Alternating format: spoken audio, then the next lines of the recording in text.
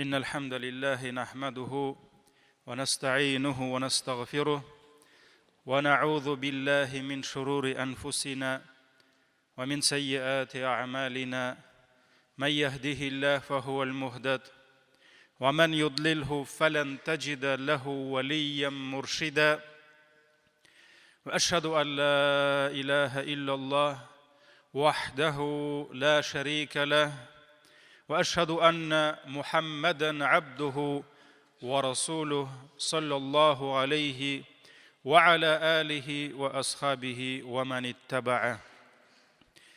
Barcha alamlarni yo'qdan bar qilib, bizlarni o'zining igi-shigi bo'lmagan hurmatlarida, keng ne'matlarida yashatuvchi birdan bir Rabbimiz, birdan bir haq ilahimiz bo'lgan Allah Teala'ga barcha maqtov va ulug'lovlarimiz, shukr va rahmatlarimiz bo'lsin.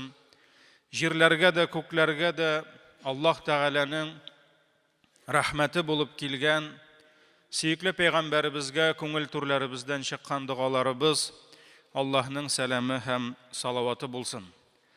Allah subhanahu va taala Qur'oni Karimda ayta: "A'udhu billahi minash shaytonir rojim. الذي خلق الموت والحياة ليبلوكم أيكم أحسن عملا."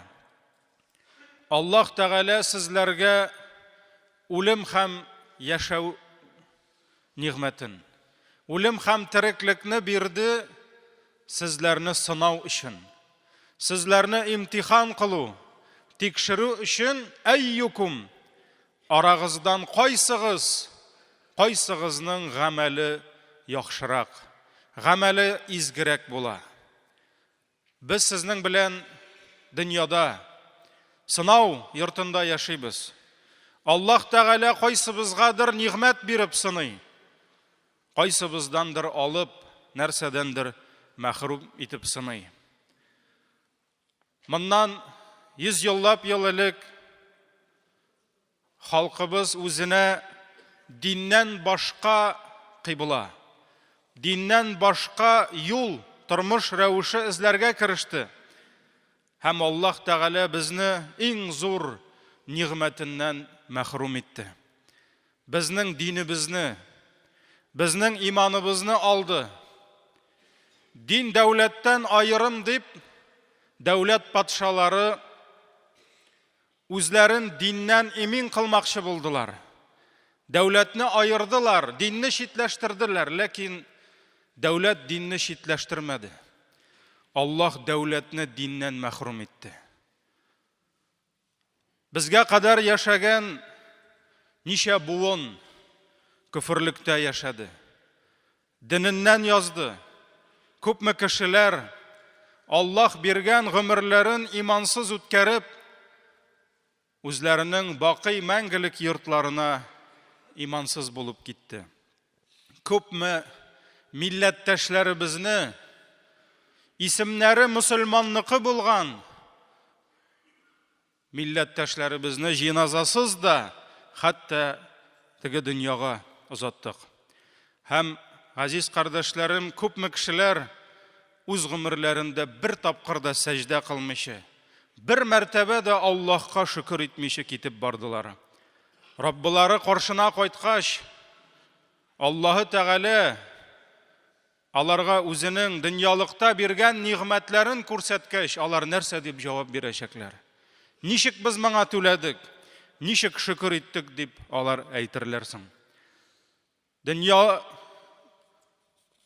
ul o'ta. Sinovlari qo'y vaqt avurtirsa da, aning sinovlari kichkina. Shu dunyo sinovlarına sabr etarga tilamadilar. Oxirat g'azoblarına nishik shidarlar. Allah rahimli. Alloh Teala rahimli ham To'qay aytganday, ul rahimli. Atkan ankangdan da ko'p shafqatli ul. Rabbimiz Alloh bizning millatimizga yana iymon nurlarin ko'rarga nasib etdi. Bizga o'zimizning dinimizga, qiblabizga yangadan qaytarga һәр кемгә мөмкинлек бирде. Әлхамдулилля, соңгы 20 елда күпләр дингә кайттылар. Кай вакыт без дингә килде дип әйтәбез. Дингә безнең халык килми. Безнең халык дингә кайта.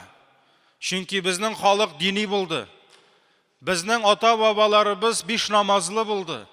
Безнең ата-бабаларыбыз бер Аллаһка гыйбадәт кылды.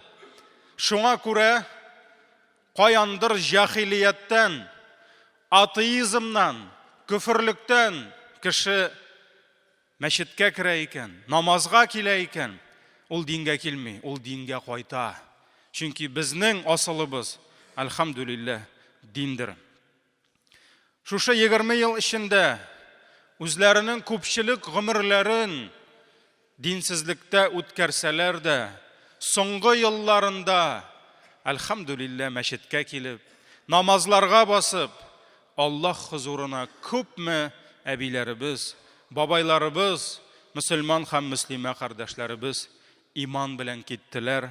Аллаһ алардан разый булсын, гынах хаталарын кичерсен, урыннарын, я Раббым, җәннәтләрдә кылсын.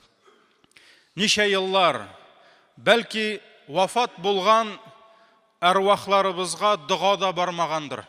Чөнки халкыбыздан менә шул безнең динебезне 1000 ел саклап килгән мөселман ва мөслимә кардәшләребезгә, әби бабайларыбызга дуга кылучылар да бик аз калды бит. Әлхамдулилля, халкыбызның дингә кайтуына вафат булганнарыбыз да сөенәдер. Чөнки аларга хәзер дуга кылучылар арткандыр.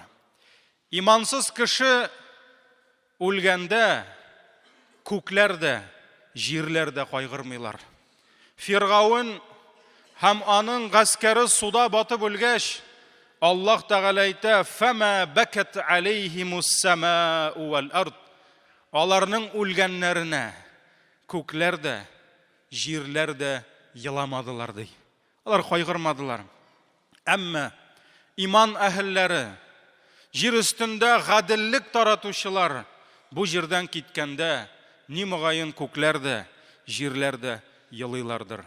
Әлхамдулилля, кардәшләрем, иман, дин, менә шушы безнең Аллаһ динендә булуыбыз бу байлыктан да зур байлык, моннан да зур шатлык булырга мөмкин түгел. Йөрәккә кергән иман нурлары кешенең яшәешен, аның тормышын, аның әхлагын, аның мөнәсәбәтен үзгәртә. Әмма җәһәннәм юлыннан җәннәт юлына күчү җиңел түгел. Шайтан, иблис сыйпап, җитәкләп җәһәннәмгә төркем тартып барган кешеләр арасыннан кемдер тукталы. Мин бу шайтанга иярмим әле. Аллаһ сүзе хак бит, дин хак бит дип, шушы агымнан кемдер айырылып, чыгып җәннәт юлына басыйм дигәндә, бу җиңел эш түгел. Шайтан да бөтен көчен куя. Адам баласының нәфесенә дә агым буйлап бару җиңелрәк. Еш кына без дин юлына килгәч, безнең бөтен көн тәртибебезгә кадәр үзгәрә. Моңа кадәр будильнигыбыз 1 сәгатьтә булса, заводка соңга калмаска кирәк. Эшкә соңга калмаска кирәк. Хәзер безнең кайгыбыз намазга йоклап калмаска кирәк. Безнең көнебез үзгәрә, көн тәртибебез. Хатын кызның башына яулык ябыла, күлмәгенең итәге озыная, ирнең дә төс кыяфәте үзгәрә, сакалы барлыкка килә, кешенең ашаган ризыгы үзгәрә, кешенең хәтта исәнләшүенә кадәр үзгәрә. Аның хәтта исәнләшүе башка төрле була. Аның күз алдында тормыш кыйммәтләре, без индан әйтәбез, ценности жизни дип, тормыш кыйммәтләре, аның тормыштагы омтылышлары үзгәрә. Мәчеткә, дингә килгән күпчелек кешедә бер үкенечле хис барлыкка килә. Мин моңа кадәр кая йөрдем микән? Нигә мин шушы намазларны иртәрәк укый башламадым микән? Нигә мин Аллаһ йортына иртәрәк кунак булып килеп башларымны сәҗдәләргә иртәрәк куймадым микән? Әлбәттә, бу кешенең йөрәгендә булган иман агачының җимешләрен күрсәтә. Ләкин Газиз кардәшләрем, ничә еллар аккан елганың суларын тиз генә башка якка буру ансат җиңел эш түгел. Еш кына кешенең бик еш ул була мәчет юлына, дин юлына баскачта, хәтта ничә еллардан соң да килеп чыга, аның кайдадыр күңел эшләрендә кайбер шикләнүләре килеп чыга, кайчак узган, үтеп киткән җахилият тормышын сагыну хисләре барлыкка килә. Дуслар белән кәеф сафа кырып утырган мәҗлесләр искә төшә. Кай вакыт яшьлек буе гармун тотып, тартып, җырлап йөргән берәр җырны ишетеп алса, шул заманнарны сагына. Кайчак төшенә кайчандыр яратып йөргән хатын-кыз килеп керә, һәм башкасы.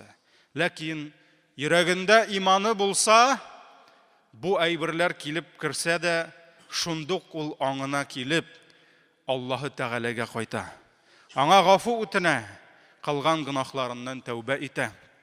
Аллаһ Тәгалә Куръани Кәримдә әйтте: "Валлазина иза фаалу фахишатан ау заламу анфусахум закаруллаһ." Кемнәр фахиш эш кылдылар, яки үзләренә зулымлык кылдылар, ягъни гынах кылып, ул үзен рәнҗетте, үзенә үзе зыян салдылар, алар Аллаһны искә алалар ди.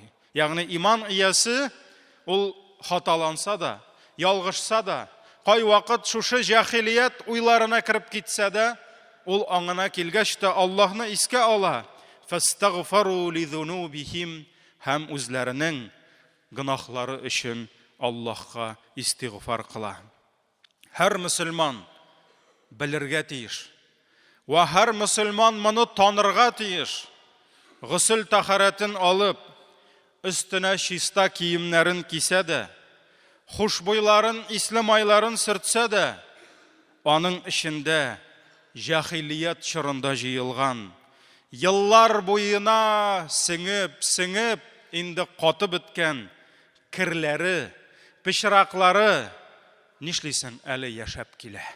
Һәрберебезнең ишебездә күпмедер дәрәҗәдә, кемдәдер ул күбрәк, кемдәдер ул әзрәк, шушы җахилият кирләре яшәп килә. Һәм еш кына шушы җахилият калдыклары тышка да атылып чыга. Кай вакыт ачуга бирелгәч, намазга йөрүченең теленнән дә кайбер сүзләр килеп чыга. Аны инде психологлар Пафрейду дип әйтәләрме? Ул аның эчендә, әле ул бетмәгән, язык черпалы души диләр. Кай вакыт стройкада бармагына кирпеч төшсә, кайбер сүзләре килеп чыга бисмилладан башка. Кай вакыт аның уйларына төрле фикерләр килә, чөнки ул өйрәнгән шулай уйларга. Ул хәзер дә шулай уйлый. Ул уйлаган гомер буе бөтен кеше урлый дип, ул хәзер дә бөтен кеше урлый дип яши. Аның холкына чыга, аның кыла торган гамәлләренә чыга. Һәм менә шушы безнең сеңеп калган, әле чыгып бетмәгән җахилият кирләребез безне яңадан җахилияткә тарта. Безне рухи үсешебезне аксата, какшата, безгә Аллаһы Тәгаләгә якынайырга, Аллаһының рәхмәтенә, җәннәтенә барырга киртә булып тора. Кайбер кешеләр аларга насихат кыла башласаң, гомум рәвештә яки вагазларда безнең кимчелекләребезне әйтә башласаң, кешеләр үзләрен тынычландыра башлыйлар. Ярый инде, безнең бит гомер шулай үтте.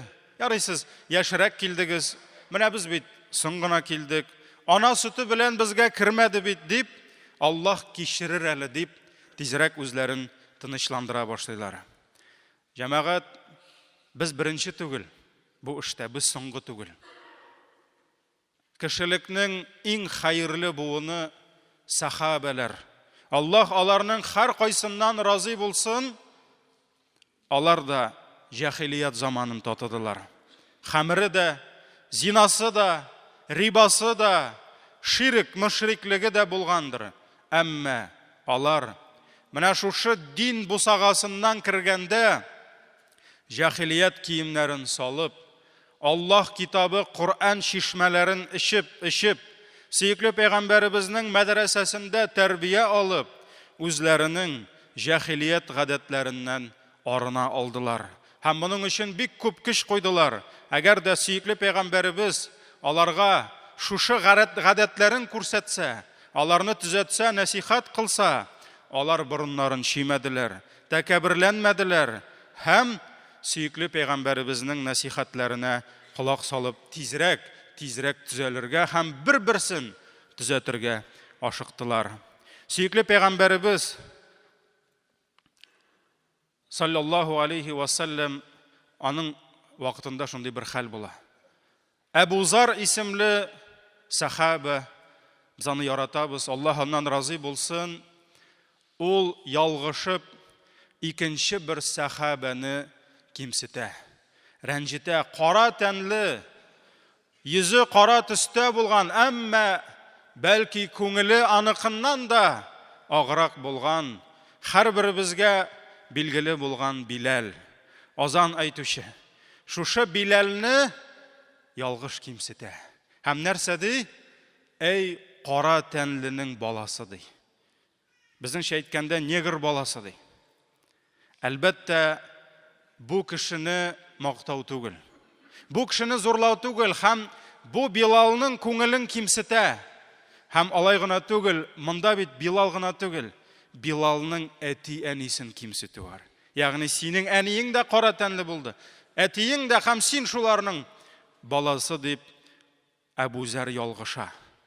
Һәм бу хәбәр сөекле пәйгамбәребезгә килеп ирешкәч, Аллаһның илчесе үзенең ничек рәхимле, йомшак күңелле булуына карамастан, ул Әбу Зарны алып тотып, ашу белән Әбу Зарга син шиктән аштың, син шиктән чыктың, синдә җаһилият гадәтләре бетмәгән әле дип, аны шул кадәр орыша, шул кадәр шушы бер хатасы өчен аны шул кадәр ачулана, хәтта соңыннан Әбу Зар әйтә: "Валлаһи ди, Аллаһ белән ант итеп әйтәм ди, менә шул вакытта пәйгамбәрнең ачулануын тыңламас өчен ди, мин ди, ягъни шул хәлдә калмас өчен башымны кылыч астына куярга әзер идем ди. Башымны чапсалар кылыч белән, миңа җиңелрәк булыр иде. Шушы пәйгамбәребезнең ачуга бирелеп, мине ачулануын тыңлаганчы ди. Һәм менә шушыннан соң авыр булды. Аллаһның илчесе ачуланып аңа насихат кылды. Нишләде Әбу Зар? Барып Билалны кыйнадымы? Әйдә барып Билалны битерсәм битерим әле дидеме? Яки ярар инде, ялгыштым бит, Аллаһ кичерсен инде дип әйттеме?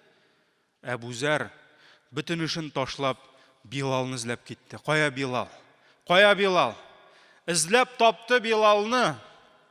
Аның каршысына килеп, ятты җиргә, битен куйды туфракка һәм әйтте: "Аягың белән минем битемә басмыйча, мин тормаячакмын җирдән" диде.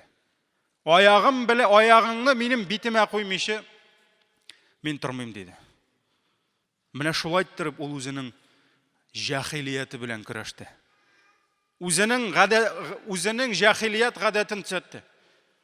Һәм нишләде Әбу Зар? Әй, рәхәтләнеп бер учалыйм әле. Аллаһның илчесе сүкте, мин дәген аны шулай кимсетим әле, ул мине кимсеткән кебек дип куйдым аягын. Юк диде. Ул әйтте: "Валлаһи" диде, "Аллаһка сәҗдәгә төшкән маңгайга мин аягымны куя алмыйм" диде. Икенче бер риваяттә, ансын инде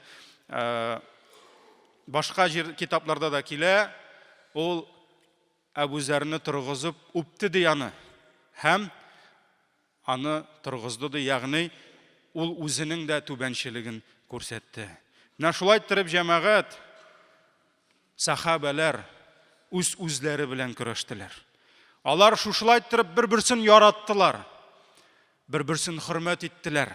Әгәр дә бер-берсенең дәрәҗәсенә, исеменә, Алла сакласын, ниндидер кул суссалар, тел-теш тидерсәләр, менә шулай алар үзләренең хаталарын төзәтә иделәр. Кая бездә шундый мәхәббәт? Кая безнең кардәшлегебез? Кая дуслыгыбыз безнең? Эй Аллаһ бәндәләре! Без ничек җаһилият чорында бүленеп яшәдек? Шәһәрләрне, кешеләрне районнарга, кайбер бигрәк тә бу шәһәрдә группировкаларга бүлеп яшәсәк, кайберләребез бүген өмметне шулай бүлмәкче булалар. Һәркем үзен хаклы ди, һәркем борынын чия, һәркем үзен минем кулда Коръан, минем кулда сөннәт, мин дөресез хаталы ди. Мөхтәрәм җәмәгать, ана ул игилларда кулларына Коръан тотып башларны кисәләр. Бисмилла әйтеп, Аллаһу әкбәр кычкырып, соңыннан телефонга селфи төшәләр, мөселман, сакаллы мөселман иренең башын тотып. Алар да әйтә, без Коръан һәм сөннәттә, сез саташканнар, сез адашканнар, сез кафирләр диләр. Сахабаларны да шулай үтерделәр. Biz Kur'an һәм сөннәттә сахабалар, Аллаһның илчесенең сахабалары, Госман адашкан дип. Госманны исән вакытта җәннәт белән сөендерде Пәйгамбәр саллаллаһу алейһи ва сәллям. Булар суфилар, булар вахабилар. Моны кем сөйли? Моны без сөйлибез. Моны без мөселманнар сөйлибез. Кем турында? Үзебез турында. Булар сәләфиләр, булар ихваннар. Аның әле яңалары чыгып тора. Бөтенесен гади халык аңлап та бетерә алмый. Булар ашгариләр, булар матуридиләр, булар тигеләйләр, булар булайлар. Менә без мөселманнар. Без җәннәттә бөтенебез. Булар бөтенесе адашканнар. Әле беребез дә җәннәткә кермәдек. Әле беребез дә кыямәттә Аллаһ каршына басмадык. Инде җәннәтне бүлешә башладык. Бүтән кайгыбыз юк. Сезгә юк җәннәт, менә безгә җәннәт. Булар теге мәчетнекеләр. Булар безнекеләр түгел һәм башкалар. Әгәр дә җәмәгать biz үзебезнең җаһилиятебездән, бу бер мисал гына булды. Аның мисаллары күп һәм күп төрле. Әгәр без җаһилиятебездән арынмасак, безгә җәмәгать читтән дошманнар кирәкми. Без бер-беребезне ашап, бер-беребезне үтереп бетерәбез. Ибн Кайим рахимаһуллаһ әйткән, кеше үзенең йөрәгеннән җыелган бөтен җаһилиятен чыгармыйча, иманының да, тугрылыгының да, гакыйдасының да тәмен татый алмаячак ди. Шуңа күрә һәрбер Аллаһ юлына баскан һәрбер бәндә һәр даим үз өстендә эшләргә тиеш. Үзенә хисап кылырга, үзенең йөрәген төзәтергә тиеш. Кемдер кай вакыт тынычлана, үзенең ничә ел диндә булуы белән, ничә ел намаз укуы белән тынычлана. Менә мин бит инде 20-30 ел намаз укыйм. Яки мәсәлән кайбер безнең Азия илләреннән килгән кардәшләребез, үзбәк, таҗик кардәшләребез, Төркиядән килгән, без ди кичкенәдән намазда дип кемдер тынычлана, ләкин күрәбез, алар да кайберләре намаз белән киләләр. Аннарысын күрәбез, хәмерен дә эшләләр, башкасын да эшлиләр. Һидаят Аллаһ кулында. Шуңа күрә син ничә ел мин инде намазда дип алай гына тынычланып булмый. Үз өстеңдә эшләүдән битараф булырга ярамый. Кайбер галимнәребез әйттеләр, 30 ел, 40 ел бер туктамый. Көн сайын үз өстемдә эшләдем ди. 40 ел, тапкырла 160-ка. Көн сайын үз өстемдә бер туктамый эшләдем ди. Ләкин шуннан соң да әле үземне зур дәрәҗәләргә ирештем дип әйтә алмадым ди. Карагыз, 40 ел буе гыйлем алган, гыйбадәт кылган, төне буе гыйбадәттә булган, розасын тоткан, Коръан укыган, 40 ел бер туктамый үз өстендә эшләгән. Фарызлар белән генә түгел, күпме нәфилләр белән гыйлем алып, һәм әйткән, үземне әле зур дәрәҗәгә ирештем дип әйтә алмыйм ди. Без бер айлык әле тахарат алырга өйрәнеп йөри идек. Әле бер айлык намаз тәртипләрен өйрәнә идек. Инде хәзер зур кешегә әверелеп китәбез. Һәм җәмәгать, менә халыкта шундый сүз бар. Бу бик дини кеше диләр. Бу бик дини кеше диләр. Кем соң ул дини кеше? Әйдәгез без сул сорауны куйыйк әле. Без сезнең белән дини кешеләрме? Әгәр дә Аллаһ йортында утырабыз икән, без үзебезне дини кеше дип әйтә алабызмы? Кайчак без өстебезгә дини киемнәрне киеп кенә мөселман булырга телибез. Ягъни исемебезне үзгәртәбез, кыяфәтебезне үзгәртәбез, Күферлектә булган киемне салып, иман киемен киябез. Әлхамдулилла, Аллаһның әмерләрен үтәргә тырышабыз. Зур нәрсә. Намаз укыйбыз, ураза тотабыз.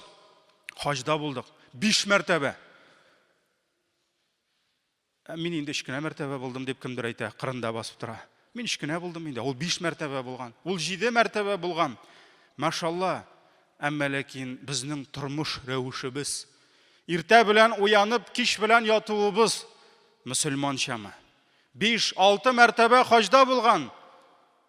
Бөтен туганнары белән үзешеп, талашып, сугышып биткән, аралашмый. Туганнары да аны күрергә теләмиләр. Бәлки 4 мәртәбә хаҗга барганнан соң шуның 5-нчесе акчасы булмаган кеше бара алмый. Димәк, бар, әлхамдулилла, тырыш димәк. Бәлки шул хаҗ акчасын бүлеп туганнарына бүләкләр бирергәдер. Аларны җыеп мәҗлес ашатырга әзрәк күңелләрен күрергәдер. Бит мөселманлык ул бит хаҗ гына түгел.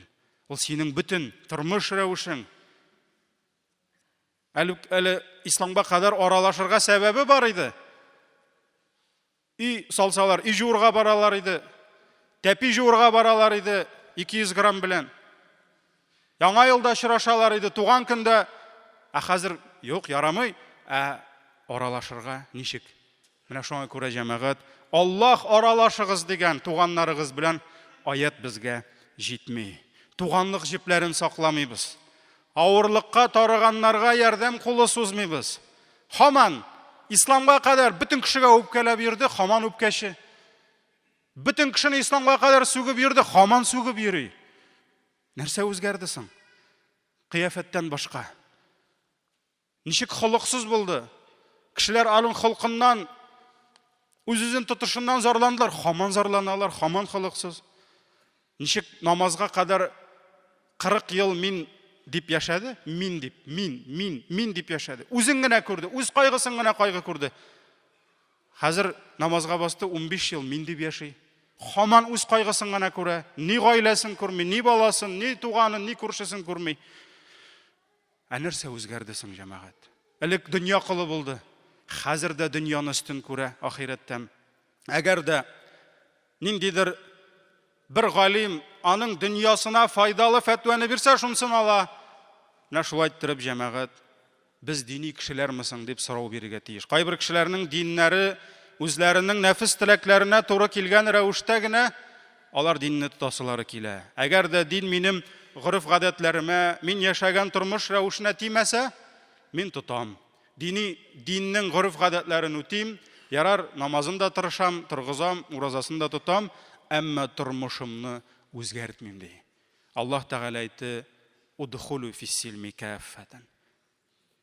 Дингә кирегез бөтенләйгез белән. Ярты-йорты дини булып булмый.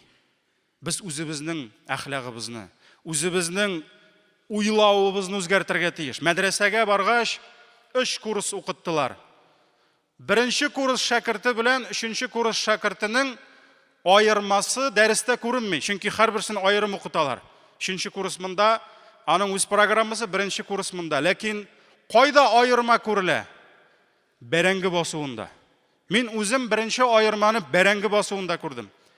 Чөнки карыйсың, кемдер арттан бер бәрәңгене калдырмыйча чиләгенә җыя. Чөнки ул белә, бу Аллаһның ризыгы, бу Аллаһның нигъмәте. Кемдер мәктәптә өйрәнгән, качып, өстенә басып бара, яки эштән качып, хаман эштән кача. Мин Египеттан килгән, ничә ел университетта укыткан шейхның менә шушы арттан, без шәкертләрнең артыннан калган бәрәңгеләрне кайызлап, чиләгенә тутырып, "Валлаһи, бу харам бит" дип, шушы бәрәңгеләрне җыеп барганын күргәч, менә шунда мин аңладым. Шәкерт ул дәрестә бер төрле, гамәлдә, тормышта икенче төрле булырга мөмкин. Шуңа күрә безнең уебыз үзгәрергә тиеш. Хәтта менә шушы басуда калган бәрәңгегә карата да уебыз үзгәрмәсә, без дини була алмыйбыз, һәм дини кеше була алмыйбыз. Раббым безнең ишебезне дә, тышыбызны да иман белән сугарып, мөселманнар булып яшәргә Раббым насыйп әйләсен. Раббым безгә бер Аллаһка гыйбадәт кылып, аннан башка затларга кыл булып, аларга гыйбадат кылып яшәүләрдән Раббым үзе безне саклый күрсен. Кылган һәрбер эшебезне ихласлык белән генә кылып, риялардан сакласын. Өммәтебезгә бердәмлек, татулык, Аллаһ ризалыгы өчен бер-беребезне хөрмәт итеп, кирәк вакытта Аллаһ ризалыгы өчен бер-беребезне төзәтеп, кимсетеп түгел, яшәүләрне Раббым насыйп әйләсен.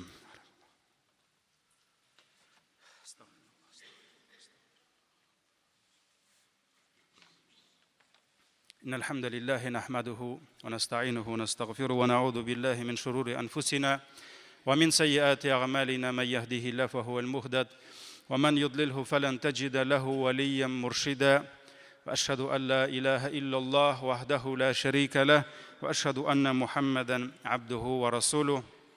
Берничә сүз русчада әйтеп китәм. Дорогие братья и сестры, я призываю вас и себя в первую очередь к богобоязненности.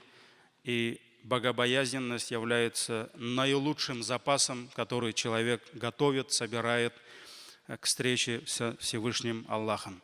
Альхамдулилля, мы сегодня находимся в месяц, благословенный месяц Шахбан, который является подготовительным процессом для встречи самого великого месяца Шахру Рамадан, месяца Рамазан. И, альхамдулилля, каждый мусульманин, он должен готовиться духовно, должен готовить свою семью, своих даже детей, чтобы каждый скучал, каждый радовался, что месяц Рамазан, альхамдулилля, приближается. И когда слышишь у некоторых людей на устах: вот скоро Рамадан, никуда не поедешь, ничего не сделаешь, вот такой месяц испытаний, трудностей, это знак болезни в их сердцах. Потому что когда к нам идет гость Всевышнего, и когда мы знаем, что этот гость, он приходит с подарками, он приходит с милостью Аллаха, он приходит с благословением, с баракатом, он приходит с прощениями от Аллаха, мы должны радоваться. Мы должны ждать этого месяца и должны просить у Аллаха, чтобы Аллах дал нам возможность увидеть этот месяц. И чтобы Аллах дал нам возможность поститься в этот месяц, выстаивать молитвы в этот месяц. И чтобы Аллах дал нам возможность, альхамдулилля, очищаться от наших грехов. И одно из благих дел, к которому мы сегодня уже должны готовиться, это наши ифтары. Альхамдулилля, на протяжении скольких лет мы с вами вместе собираемся на ифтары, и до 700 человек каждый день собирает эту мечеть. 200 человек собирает новые мечети. И, альхамдулилля, сегодня у нас в районе очень мало мечетей, где бы не проводились ифтары. И я напоминаю себе и вам хадис пророка, алейхиссаляту вассалям: кто накормит постящегося, тому будет записана такая же награда. То есть он получит такую же награду, какую награду получает этот постящийся за целый день своего поста. И пророк, алейхиссаляту вассалям, сказал: и награда при этом того, кто соблюдал пост, нисколько не уменьшается. Вот это милость Аллаха. 18 часов, если человек ради довольства Аллаха оставил еду, питье, гайбат, пустословие, ложь, брань и все остальное только ради Аллаха, только Аллах знает, сколько Он возьмет награду за это. Но мы знаем, если мы добьемся того, что вот этот постящийся, если он сделает ифтар за нашим столом, за нашей едой, вот этот аджр, который он получит за весь день, получим и мы. А если их будет 10? А если их будет 20? И в нашей мечети их, иншаллах, 500, 600, а иногда и 700. Поэтому это уникальная возможность, чтобы заработать нам много-много аджра. И праведные предшественники, те же сахабы, табигины, пусть Аллах будет доволен ими, они стремились всегда кормить постящихся. И для себя они считали это одним из самых достойнейших дел. Они никогда не пренебрегали этими делами. И некоторые из них говорили: для меня созвать 10 своих братьев и накормить их той едой, что им нравится, для меня лучше, чем освободить 10 рабов. Раньше освободить раба было очень тяжело, потому что много было нужно денег, но это было достойное дело. Но некоторые говорили, что для меня лучше, если я накормлю 10 братьев той едой, которая им нравится. И многие из праведных предшественников, они имели пищу только для себя. Для разговения пища была только для него достаточно. Вот чтобы заработать вот этот аджр, накормить постящегося, они иногда свою еду, свою пищу, скрывая от брата, что для себя у него ничего нет, они отдавали братьям. Очень много. Умар ибн Хаттаб было время, когда у него еда хватало только для себя, для ифтара, а он отдавал это другому брату, чтобы заработать, альхамдулилля, аджр. Некоторые сподвижники никогда не садились, не старались садиться за стол разговения ифтара без своих братьев, пока хоть кого-то не приглашали. Абдулла ибн Умар никогда не старался садиться за стол, пока не находил какого-нибудь нуждающегося. Он приглашал, звал к себе этого нуждающегося, сажал его рядом с собой и только после этого начинал кушать. Некоторые из них кормили своих братьев и обслуживали их, будучи сами постящимися. Так поступал Абдулла ибн Мубарак и другие сахабы, сахабы и табигины, радиаллаху анхум, рахимахумуллах. Поэтому, дорогие братья, месяц большой, поэтому, иншаллах, пусть каждый из нас, кто-то деньгами, в этом году у нас никаких изменений нет в ценах, стол на 650-700 человек, мы вот посчитали, 75 тысяч будет стоить. Кто-то один день возьмет, кто-то, альхамдулилля, приходят братья, несколько дней просят, и такие есть, кому сколько Аллах дает. Приходят bizning бабайлар, әбилер, которые скидываются, 10 человек один день берут, поэтому кто сколько может, поэтому участвуйте. А есть еще у нас другое меню, но мы это тоже предлагаем, это уже около 60 тысяч без фруктов и сладостей, поэтому кто сколько сможет, иншаллах, люди сколько дадут, мы так и все организуем. И призываю братьев готовиться, потому что 75 тысяч невозможно сделать стол на 700 человек, если бы не было у нас братьев и сестер, которые каждый день приходят и просто ради Аллаха работают. Если бы мы всех нанимали, то стол бы стоил 90-100 тысяч, поэтому джазакумуллах хайр, иншаллах, пусть Аллах Тааля облегчит нам и даст нам баракат этого месяца.